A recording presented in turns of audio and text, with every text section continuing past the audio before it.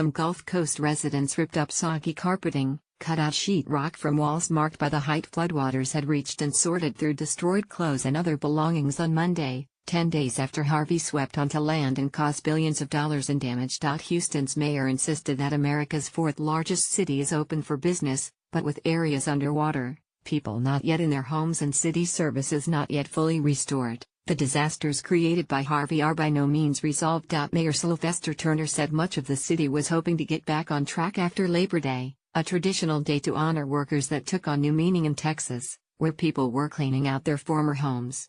Anyone who was planning on a conference or a convention or a sporting event or a concert coming to this city, you can still come, he told CBS.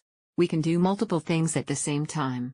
One worry, of further explosions at a damaged chemical plant, eased after officials carried out a controlled burn Sunday evening of highly unstable compounds at the Arkema plant in Crosby. 3 trailers had previously caught fire after Harvey's floodwaters knocked out generators. Authorities said Monday it is now safe for residents of a 1.5-mile (2.4 kilometer) evacuation zone around the Arkema plant to return.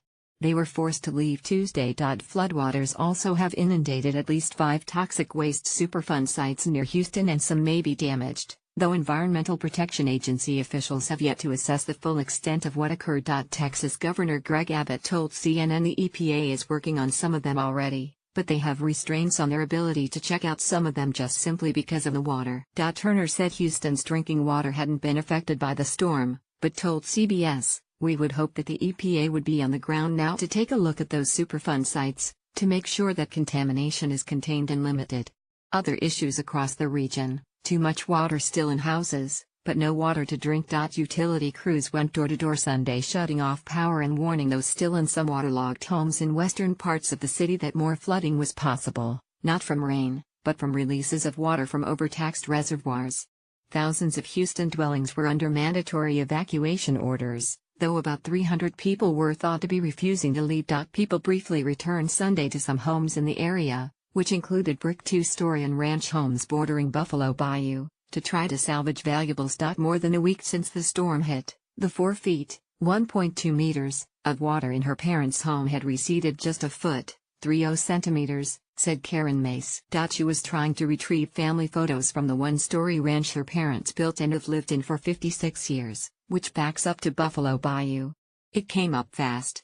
They had to get out by canoe, Mace said, adding they thought the home would have to be demolished. Harvey slammed into Texas on August 25 as a Category 4 hurricane, but brought the worst flooding to Houston and other areas as a tropical storm. The rain totaled nearly 52 inches, 1.3 meters, in some spots, and the storm is blamed for at least 44 deaths. In other storm-ravaged neighborhoods, people worried about deaths. Police in the southwest Bel Air neighborhood received reports of scavengers picking through water-damaged possessions and urged those cleaning up to keep anything left outside to dry closer to their homes and separate from what was considered a total loss. In the suburb of Dickinson, one homeowner used orange spray paint on a sheet of dirty plywood to warn, "Looters will be shot."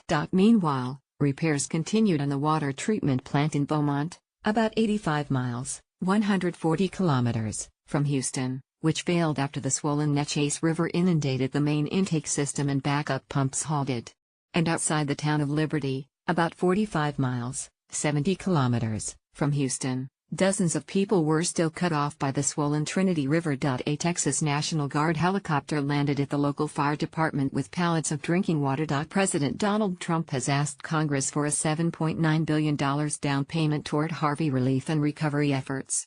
Abbott suggested the cost of recovery could be as much as $180 billion.